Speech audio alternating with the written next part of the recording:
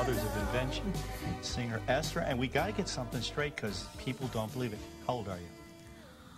I guess this is it. This is it. I have to You reveal have to the reveal. truth. Well, we know so, you were with Frank Zappa in the 60s. Let me lead up to how old I am. Okay. Because, you know, I've always thought about what do you do? You know, do you lie? And I'm about the truth. And I think the 60s was about the truth.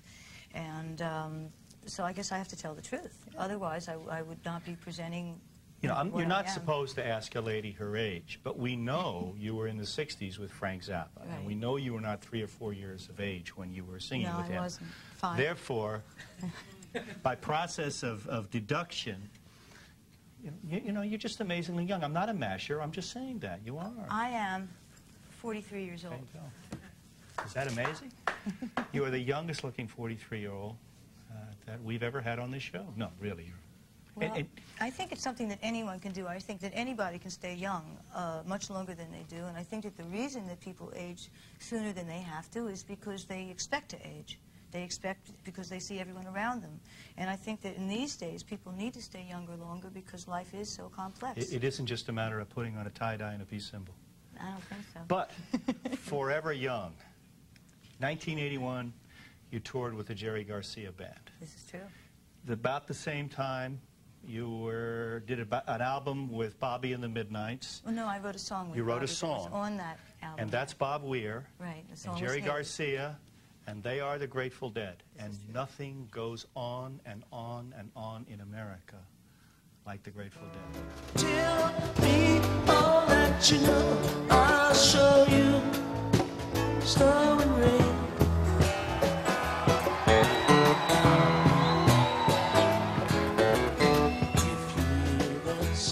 You were with them. Why?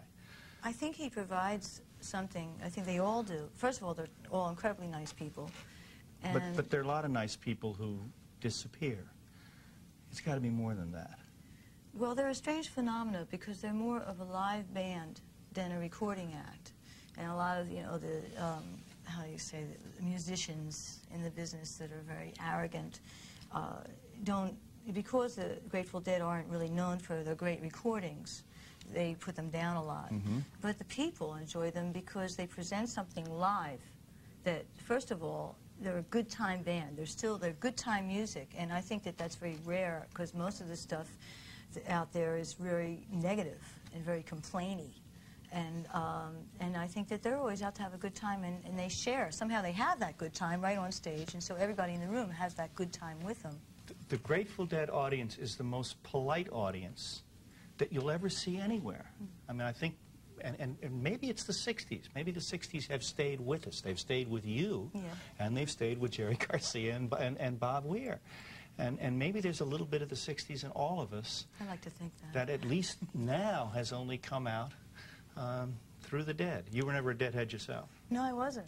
I met them long ago. I met them when I was in the Mothers, and I always like them, and whenever I see them, it's always very friendly. But it's different, I think, when you're actually in the same industry with somebody, you know, how you feel. You kind of meet them as people, and you either like them as people or you don't. I do, anyway. Maybe I'm the one who's different. But I know that when I do hear them play, and I do even hear their recorded music on the radio, I have to say, it sounds like fun.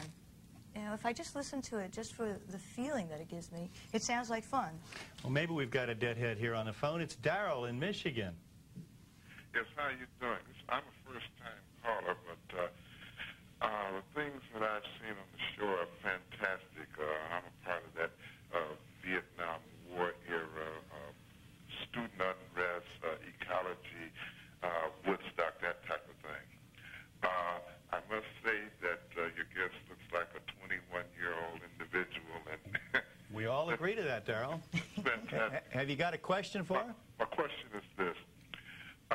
Do you see today's artists doing more or less creative work as it relates to the times? In other words, do you find today's recording artists and those who are in the business living in the shadow of yesterday's artists as it relates to cause-oriented music? Well, absolutely, except I don't even think they're living in the shadow. I don't even think they're even thinking about yesterday, or let alone tomorrow. I think, first of all, that recording artists, the word artist is used, I use the term loosely because everyone else seems to. An artist is someone who creates something, you know, creates art. And I think that most of the people in the music business today, or your artists, are not. They are the art, if you want to call it art. They're created. You know, they're put together. The producer kind of puts them together with writers who put their material together. In the 60s, a lot of the people who recorded, and myself included, were people who had something to say and had music that came with them. I have music with me. And these people, they have, what they have is the look, you know. They don't have to be able to sing, they don't have to be able to write, they don't have to have anything to say. In fact, the less that they have with them, the more people that can earn money around them. Because I think, if I'm not mistaken, the word artist used for musician came out of the country and western field. I think because they felt so sort of self-conscious, and people always looked down.